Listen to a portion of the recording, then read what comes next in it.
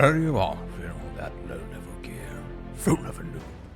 Wise crusaders peruse Igor's trade house, and so should you. Gear up for your next great adventure at Igor's trade house.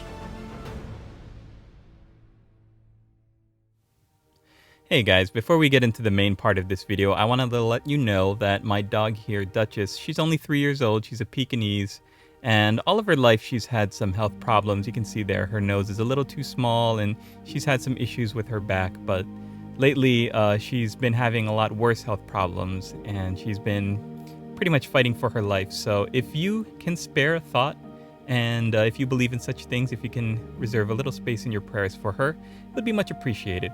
All right, thanks, and we'll get on with the video. What up, players? It's Warboss Tay up in this mug. Check out this Isabella von Karstein model. It doesn't look like much, right? I mean, it's built up, fine cast model. I based her, and then I primed the whole thing in black paint. And the journey of a finished Isabella von Karstein model started with painting roughly pink underwear, which there was no Emperor's Children pink back then. Back in the old days, I had to mix Mechrite red with Skull white in various amounts to get the pink that I wanted, to highlight that pink with pinker pink. And oh boy, I'm having flashbacks and they're not all good right now. But going back to these old videos really helps me to remember how far I've come as a painter and how much I've learned and how much I've forgotten, actually. When I look at these old videos and I see how I'm sitting, or not really, I can't tell how I'm sitting, but what I mean is how I'm holding my miniatures, how I'm holding my paintbrush, how I'm bracing my wrists together and holding the cork in one hand while I'm really focusing on holding the brush and doing this very simple brushing motion with the other hand. It made me want to re-examine how I paint my miniatures, and I think that's what I want to talk about today for my Tay Talk, my Monday motivational video. I want to emphasize to you the importance of mastering simple, fundamental brush strokes. So think about the way you paint your miniatures and think about how you use your brush, what kind of brush you are most comfortable with, and what kind of brush stroke you use. Do you find yourself painting more vertically, up and down, or horizontally, left to right? Now, when you're painting with the paintbrush on your miniature, do you find yourself trying to do more long strokes over bigger areas, such as Space Marine armor or capes or anything where you have a large surface area? Do you find yourself more comfortable doing those brush strokes, or do you find yourself trying more to almost tap the paint on? If that makes any sense, to put a little bit of paint on the tip of your brush, wipe off most of it so you just have the least amount of color there, and then do a light tapping application so that you're basically layering the paint on in just very minute amounts. Whatever method you feel more comfortable with, whether you're using the standard traditional paints or even the newer contrast paints, you should feel comfortable to the point where you can do these brush strokes automatically, to where you're not thinking about individual brush strokes anymore and your brain almost subconsciously sees the boundaries of where you have to paint. For example, the inside armor on a Chaos Space Marine without touching the trim of the armor, and then your fingers automatically have this trained response. Like they've done it so much, and you're able to be so comfortable with the length of the model that you're painting that you waste no time. Think about the amount of time you spend thinking and debating over how you paint certain areas of your model. If your brain and your fingers, your brush hand are in tune, are harmoniously working together, then you're no longer going to dread painting Space Marine armor or Khorne Bloodbound armor or anything.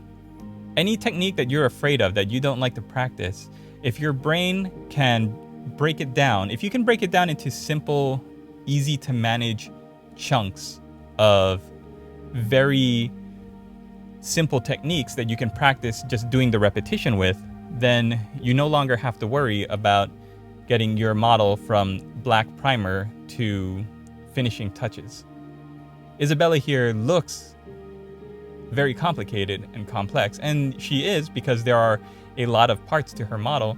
But when you break down the techniques I use for her dress, those long red folds of her dress, and then you just think that's a long brushstroke that I used, I break that up into medium-sized brushstrokes for like her shoulder armor plates, and then small tapping brushstrokes for her face, or for her, what's the polite word? Décolletage? You know what I mean. So when you're thinking about the brush strokes and the techniques that you're using, I want you to become so comfortable using them, short stroke, medium stroke, longer stroke, and how you're applying them should come so naturally because you do it so much that your brain doesn't have to think about how you're applying the paint. Instead, what your brain is thinking about is the next color you're using. Your brain is looking at the color you're painting and thinking, okay, how do I highlight this color, or how do I shade this color? Your brain is always now going to be thinking one step ahead of what you're currently doing. And by doing that, you get into the zone easier, you get a rhythm, and you gain momentum. All of a sudden, you're not just stressed out about what you're doing right in front of you, but as your fingers are going on autopilot, as your brush is going on autopilot, your brain is saying, okay, I'm painting this color right now, and as soon as I'm done, I'm gonna pop open this paint pot and I'm going to put this next color on, and that's gonna highlight it. And then the time is going to fly even faster because no longer are you stressing and focusing and emphasizing on what's right in front of you, but you're always 2 steps ahead.